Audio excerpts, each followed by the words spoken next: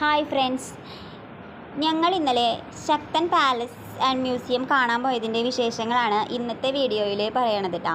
തൃശ്ശൂർ വടക്കേ സ്റ്റാൻഡിൻ്റെ അടുത്തുള്ള ശക്തൻ തമ്പുരാൻ പാലസ് കാണാൻ പോയതാണ്. ഇപ്പോൾ അതൊരു ആർക്കിയോളജിക്കൽ മ്യൂസിയം കൂടിയിട്ടാണ്. പാസ് എടുത്തിട്ട് വേണം ഉള്ളിൽ കയറാനായിട്ട്.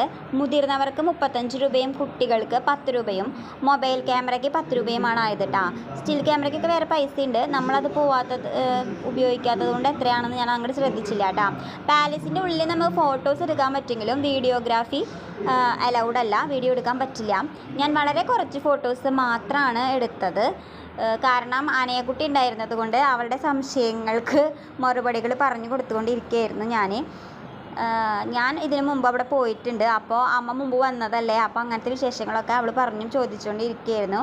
പിന്നെ അതിൻ്റെ ഉള്ളിൽ തന്നെ പൈതൃകോദ്യാനം ഉണ്ട്. അതിൻ്റെ ഉള്ളിൽ കൂടെ പോകുന്നത് ഒരു വ്യൂസാണ് ഇപ്പോൾ നിങ്ങൾ കാണുന്നത്. വളരെ കൂളി റിഫ്രഷ്മെൻറ്റ് തരുന്നൊരു സ്പേസ് പോലെയാണ് എനിക്ക് തോന്നിയത്. പിന്നെ അതിൽ കൂടെ പോകുമ്പോൾ നമുക്ക് വടക്കേച്ചിറയുടെ ലാസ്റ്റ് ഭാഗമൊക്കെ കാണാനായിട്ട് പറ്റും. അതിൻ്റെ ഉള്ളിൽ തന്നെ മീൻ വളർത്തുന്ന ഇതൊക്കെ കണ്ടു. അതിൽ ഈ മഞ്ഞ കളറിലുള്ള മീൻ എന്താണെന്ന് എനിക്ക് മനസ്സിലായില്ല,